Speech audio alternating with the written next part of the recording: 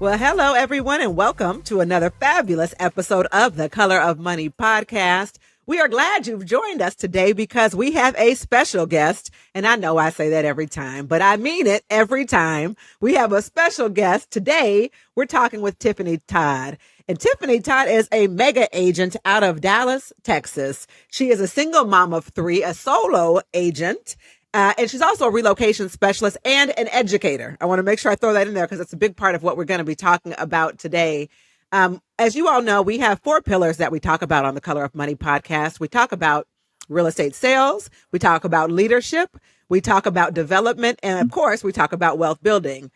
Tiffany can talk about all of those things, but today she's really going to talk to us about her sales business, about helping other agents with their sales business so that we can help our community build wealth. I'm also, of course, joined by my co-host, Daniel Dixon and Emmerich Peace. And Tiffany, welcome. Tell us a little bit about you. Thank you. Thank you all for having me. Glad to be here. So I am Tiffany Todd. I am located in the Dallas-Fort Worth area, have been selling real estate for 12 years now. Also relocation specialist the past 10 years, a former school teacher, and mother to three beautiful children.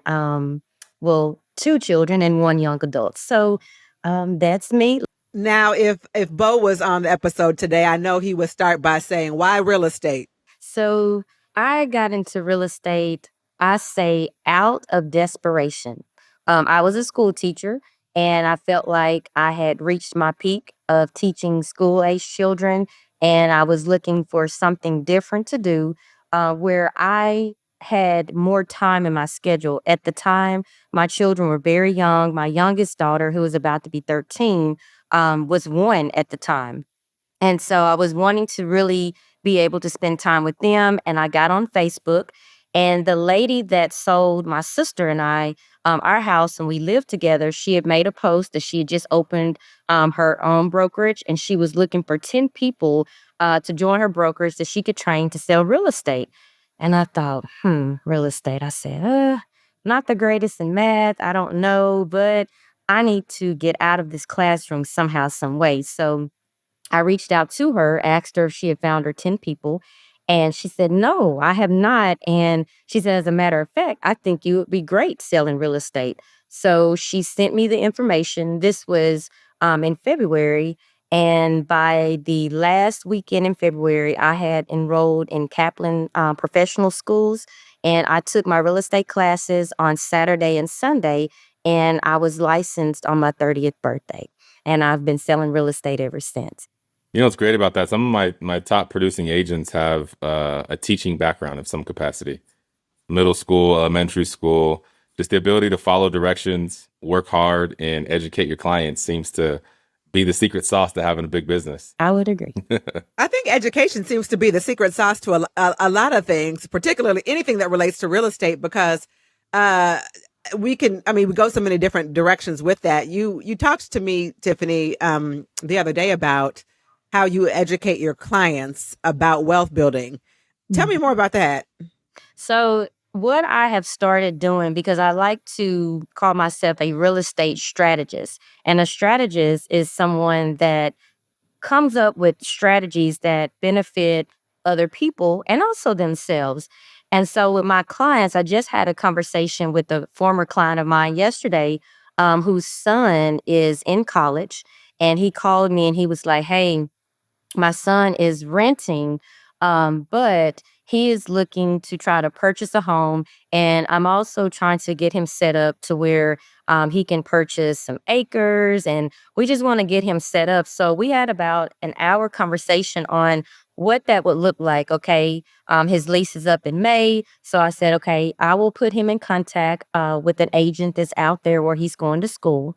And what she'll do from there is put him in contact with the mortgage loan officer so that he can get in position to purchase. And what I also said about the acreage, because they were wanting to purchase acreage here back in Texas, I said, you want to focus on areas where there is growth happening. So you look at something where the acreage may be relatively low right now. That way you can buy and hold that. And in the event if you decide that you all do not want to build anything on it, you may be able to sell that off for double or quadruple, whatever the market may look like at that time for what you paid for it. And I said, you can then take that money, and whether you want to buy investment properties or even hold on to that, then you can do so. So that is one of the conversations. Another conversation that I've had with some clients is a index universal life policy where there's the cash value in there. And so I've kind of explained to them, if you have one of those policies and is building cash, each time you go and make a payment on it, you do have some wealth set aside. And so what I was explaining to them was, this was a couple, if you are needing to take out a loan, instead of going to a bank where they're pulling your credit and you're having to get approved, well, you can use what you have in that policy because it's yours and it's not taxed.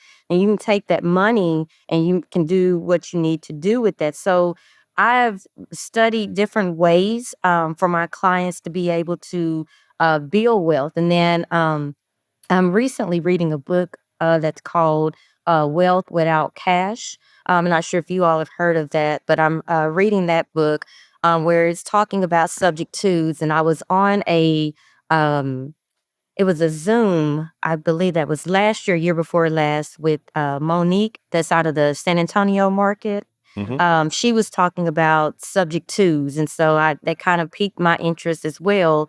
And then of course the wholesaling piece. So I'm just looking at, again, different ways, and I've also bought and flipped, and I'm still learning that. So I'm not having too many conversations on that because there's some things that happened with my first fix and flip that I don't think were supposed to go the way that they did.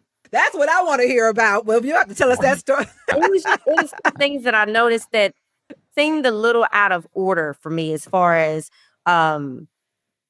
green tags and the way some of the work was done.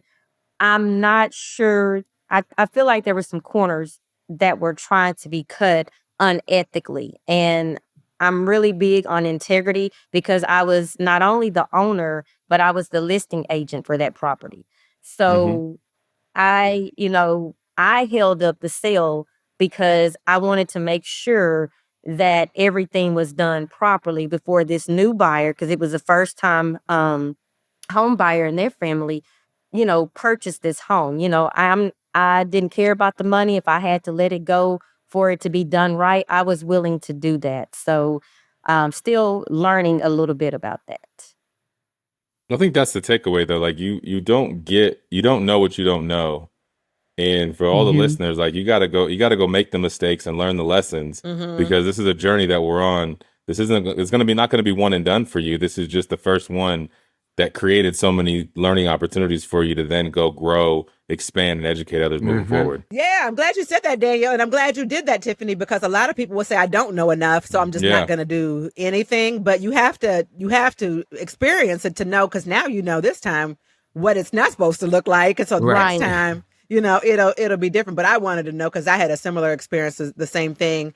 And after I also sold it to a first time home buyer on a program. And immediately after they got in there, I think that they found that there was mold in there because it was leaking under it was bad down where the kids were sleeping. It was a whole bad thing. And they had signed, I had disclosed that there had been some water damage.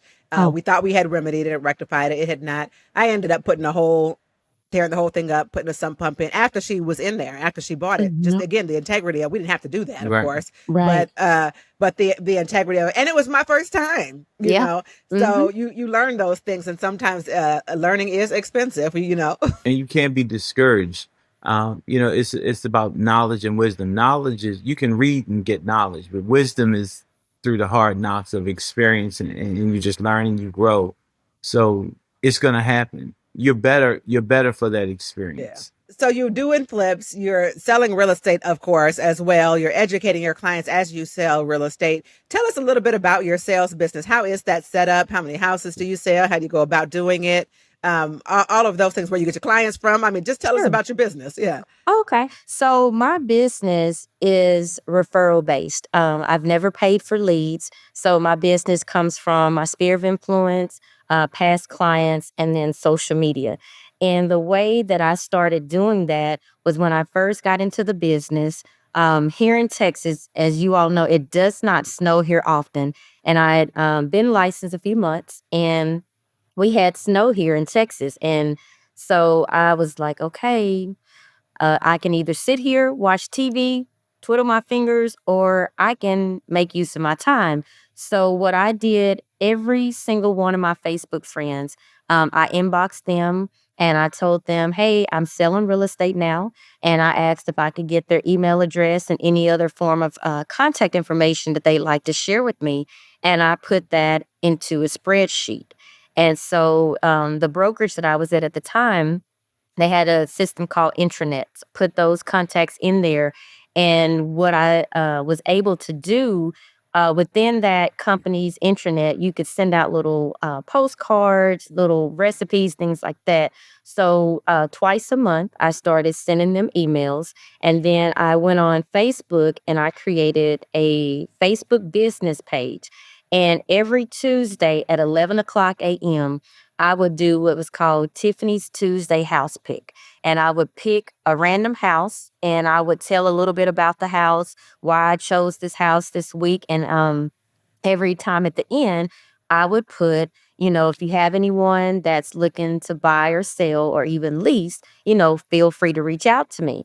So after about, I'd say 6 months of doing this, and I was consistent and I, realized that I could schedule the post. So I started utilizing that as well. I started getting, leads and people started sharing those posts. And so then I started getting phone calls. And so I remember there was a day I got like 3 leads in one day, and that was big for me at the time. And I remember calling my mother and I was like, Mom, I'm a real estate agent now. I've got business. And she was like, oh, that's great. And so from then, it business just really kind of took off. However, I do want to share this. Even though business took off, my first 4 transactions, there was a hiccup with it. And at that time, we were mid-year. And so I only did that year, I want to say maybe 7 transactions.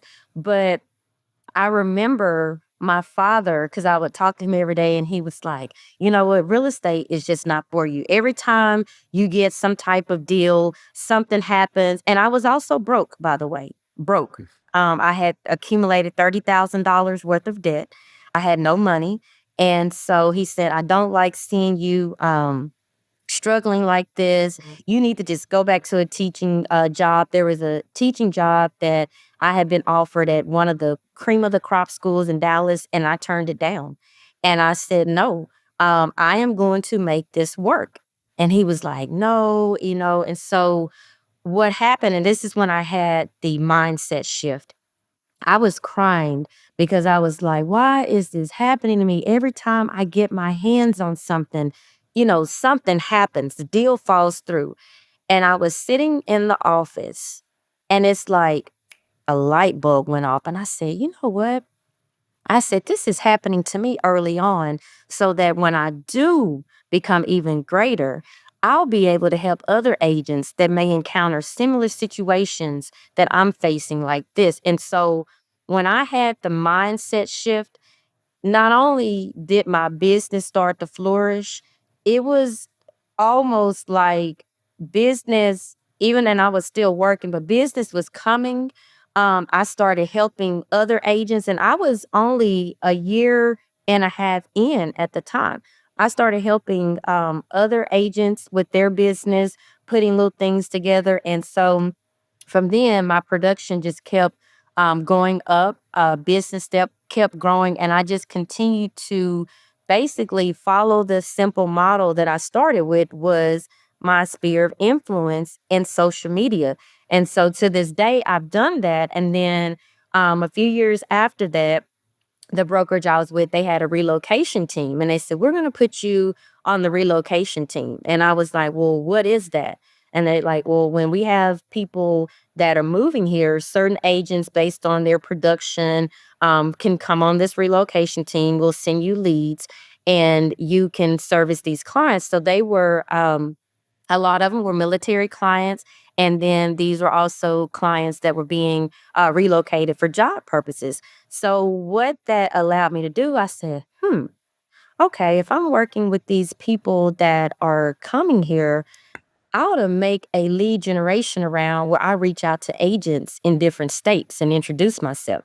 So I started doing that. And then I created a spreadsheet that I share with them to put their information in. So now when I have someone, whether they're wanting to buy a home here, but if I see a post or I hear someone that I know talking about possibly moving out of state or even to a different area in Texas, I say, hey, I have someone for you. And so that's how I built the relocation piece. And then when I was at Keller Williams, I would go to the family reunions, and I used that as an opportunity to network with other agents from different states.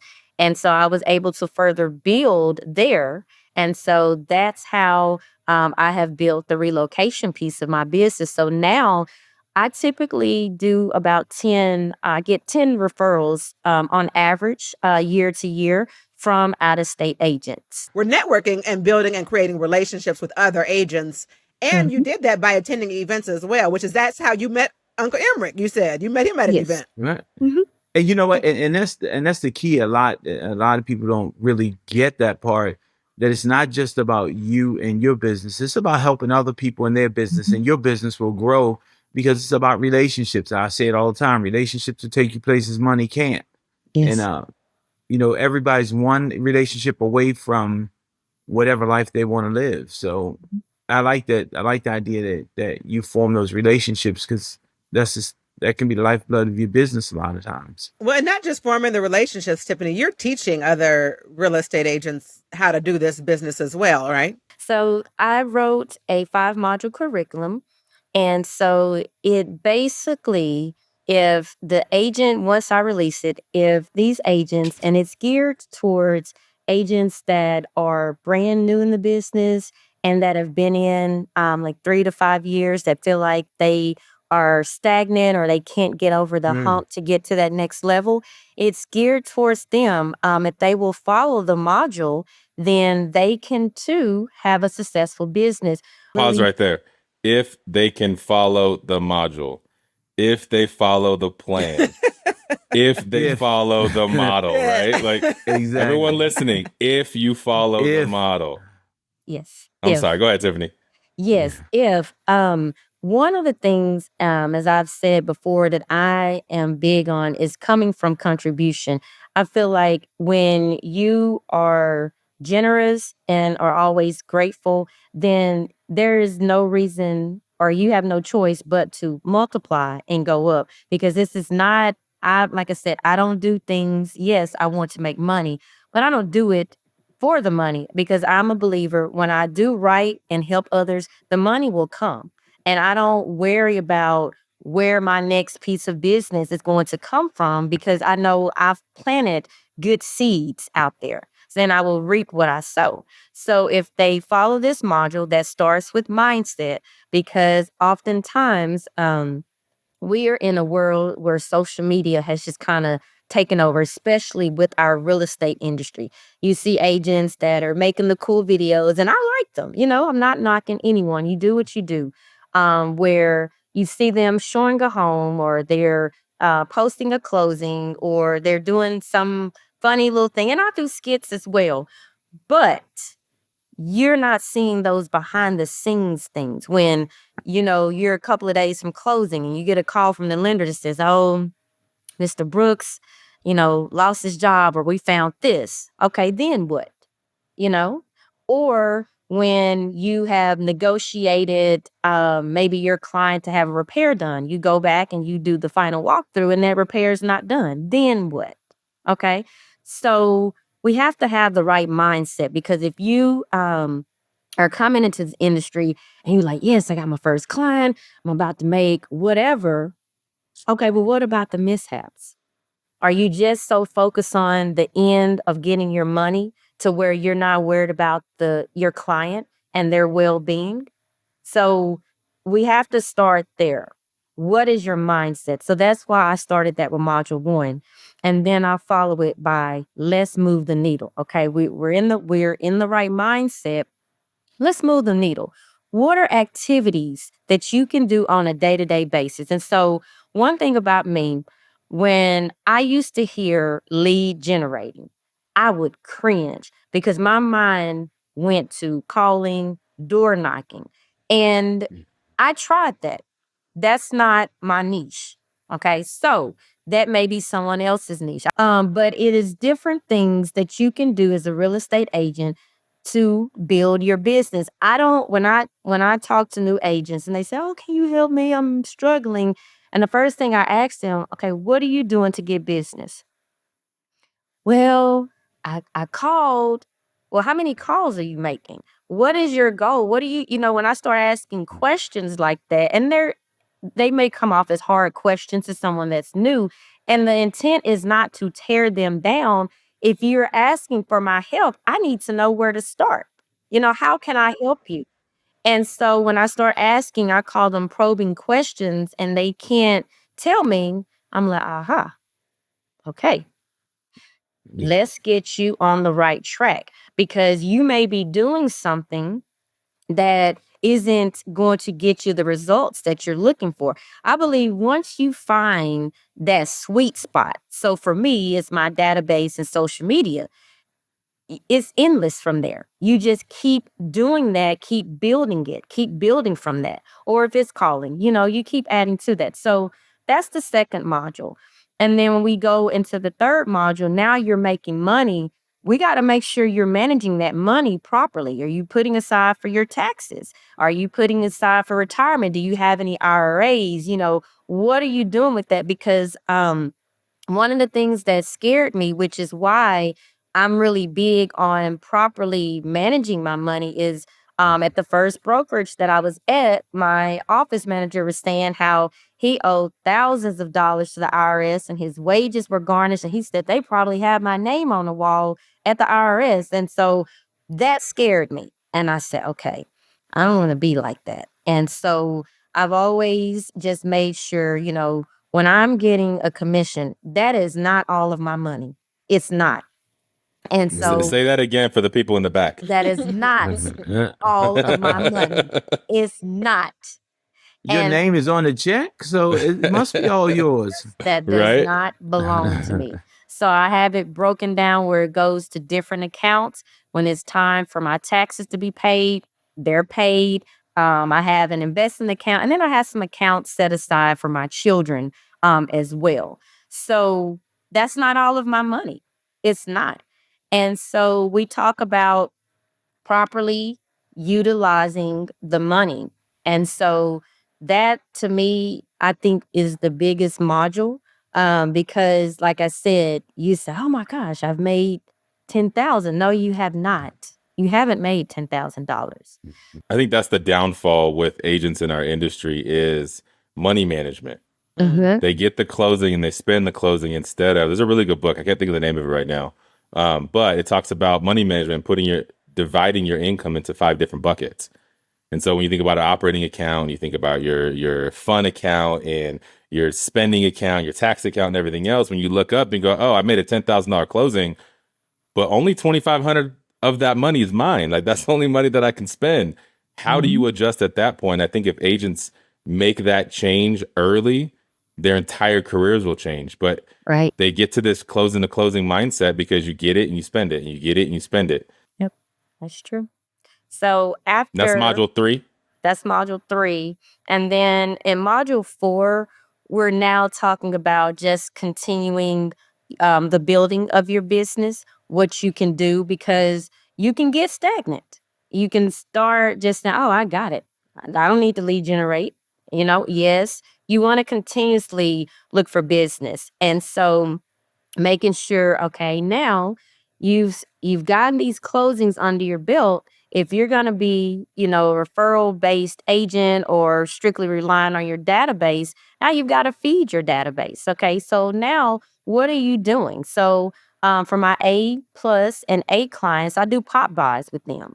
So they get the pop buys from me. My B clients, they're getting an email from me, and it's just real estate related. And then I do video text messages. And if, let's say, now that it's coming up on time again to protest taxes, I'll be sending out my yearly video text. Hey, it's me again. Let me know. Now, wait, let me stop. Let me just ask quickly, Tim, let me stop you there. Is that something that I learned when I moved to Texas, to protest and taxes? That people don't just off the bat protest taxes in Minnesota. Do they do that? Do they do that where y'all are from? We pay taxes. We don't protest. No, it's like status quo. You automatically protest your taxes. Because the taxes are like $10,000 a year. That's why. Can you just tell people what that is? Because you're saying that, Tiffany, because it is something that realtors help their clients do. It is status quo. But to me, I was just like, oh, y'all bout it over here in Texas. You just automatically like, we're not doing it. Nope. We're not paying it. Yeah. So what is that? What does that mean, Tiffany? So when I send them the little video text, I will look for comps based on their home, and I send that to them. And so every year, the whatever county they're in, the Central Appraisal District Office will send them, there's a little form that they can complete to protest their taxes. So they send in those comps, and then they are scheduled a hearing. And during that hearing, they're basically saying, hey, you have my house valued at this, and based on this, my taxes are going to be $9,000. That's too high because these two houses that are in my neighborhood, they've only sold for this, or the houses in my neighborhood, their values are on a decline, and you got mine up there. And some of mine, I've even taught them they can send in photos. Like if you have some stuff going on in your house, you send in as much as you can because you're pleading your case. That way they'll say, oh, okay, well, instead of 450, sometimes they'll settle with you. We may settle with you at 415. And if you're still not satisfied with that, there is an additional hearing that you can go to where you lay it all out. Like, look, you've got my taxes too high. We need to, this is not, I'm not paying this, basically, is what I told you. Isn't that crazy? I told you. Off rip, they say, as soon as you buy the house, your realtor says, you're not paying that. And then you go down there and say, I'm not paying that. And this is literally part of the real estate transaction that your realtor in Texas will help you with. This is how it goes. Wow. That's wild. I know. Now, Tiffany, can you give us what you tell, like that video message that you send your clients? What does that sound like for our listeners? Sure. It's, hey, y'all, it's your realtor, Tiffany Todd here. It's that time. Just let me know if you are in need of my assistance for me to send you comparable properties on your property so you can protest your taxes. You can reply back to this message, or you can send me an email. Beautiful. And then how many people are you sending that to? All of my clients from that past year and previous years. So Okay. I know last year I sent it out to about 275 people. And so this is also what I've done. So if I have spoken to someone that maybe I didn't sell them their home, but they have talked to me about selling their home, I send it to them too. Mm-hmm. They're not off limits. And I did have, was that last year before, I have to go back and look, where someone I had been speaking with about possibly selling their home, she replied back and said, hey, can you do that for our house? I didn't sell them their home, but she turned around and referred a buyer to me. So I don't leave anything on the table because I don't have time to miss out on any opportunity. So when I first got in the business, I was like, oh, I don't know if I want to talk to this person. I talk to everybody. Yeah. If we're in the store and you compliment me on the way I look, I'm going to talk to you somehow, some way about real estate. I feel like that's happened a couple times, and that's the example she uses. Okay. Yes. If you compliment somehow, we're going to talk about real estate. And I used to have this game because I'm a former athlete. I'm very competitive. Yeah. And so I used to have this game, and I didn't realize it at the time that I was lead generating, but I was. So I was like, okay, if I have to go into this store during my work hours, I better come out of here doing some work. So I would take 20 business cards in the store with me. I could not come out of there until I had given those 20 business cards out. Now, it wasn't just me saying, here's my card. I had to get 20 additional contacts before I came out the store because I'm in the store during my work time. So I did that. I've gotten a listing from that. And it just so happened that I was going down the aisle, and I kind of strategically would do this. I would go down aisles where I would see multiple people, and that made me get uncomfortable because I'm not in my comfort zone. I'm talking to strangers here. So I would go down aisles where there were multiple people and we had a chance to talk. But I went down this one aisle. This lady was talking to her son, and she was saying, well, we're probably going to move to Cedar Hill. And I was in DeSoto. And she was like, but I got to make sure we get the house sold, blah, blah. All I heard was house sold. Stop the buggy. Hey, how are you doing? I said, I'm not trying to be nosy. I noticed, heard you and your son talking. I said, do you have a realtor you're working with? And she said, no, I've called a couple of people. And I said, you're looking at your new realtor. I said, what time can I come to your house to do the appointment? And she kind of looked, and I'm looking like I'm waiting. And she was like, well, so now I have my phone. I've pulled up my calendar looking at dates and times that I can go and meet her. So scheduled the appointment with her, went to her house, and I got the listing. Sold her house. That was 7 years ago. Well, you said something. You said you just happened to go down. You didn't just happen to go down the aisle. It was intentional. And that's the thing about our businesses is we have to be intentional and purposeful in our actions, and we will be properly rewarded. And we just have to. Yeah. And, you were talking about this story, and I was laughing. This is just off topic. I was looking at something that said, how do you know somebody from the South? They say, when a grocery cart is called a buggy. Buggy. Definitely. I heard that as she said the buggy. I just started laughing. Yeah. It says, the grocery cart. No, it's the buggy. Yeah. Yes, Yeah. buggy. As we wrap up here, Tiffany, what would you want the listeners to learn as it relates to building a real estate business, doing well? By the way, if I'm listening, I'm kind of curious. You said you weren't doing that well your first year. How are you doing now in real estate? Oh, I'm doing well in real estate. What now. does well mean? So this past year, it was a little lower, but I finished with a little over 9 million in sales. I did 33 transactions. I normally do between 40, 47 transactions. But this year I didn't. But this year now, I'll get back to that. But doing it a lot better. My first year, I may have done maybe 400,000, maybe. It wasn't that much. Also, I want to make sure that our listeners not just get your final thoughts on it, but also know how to get a hold of you and this class that you told us all about. You told us all the modules. So if I want to take it, how do I find you? So they can get in contact with me on social media. I am Tiffany Todd, or they can follow me on Instagram at Marathon Property Group, or they can contact me directly at, they're listening, 214-537-0807. And I do answer my phone. Tiffany, any final thoughts or one thing you'd like to leave the audience with about building wealth, educating themselves and their clients? Be intentional. As Emmerich said, be intentional. All right. That's it. Be intentional, everyone. Thank you, Tiffany, for joining us today. Thank you, of course, Daniel and Emmerich. So that's it for us on today's podcast. Color of Money podcast. We will see y'all real soon. Thank you for tuning in. This podcast is for general informational purposes only.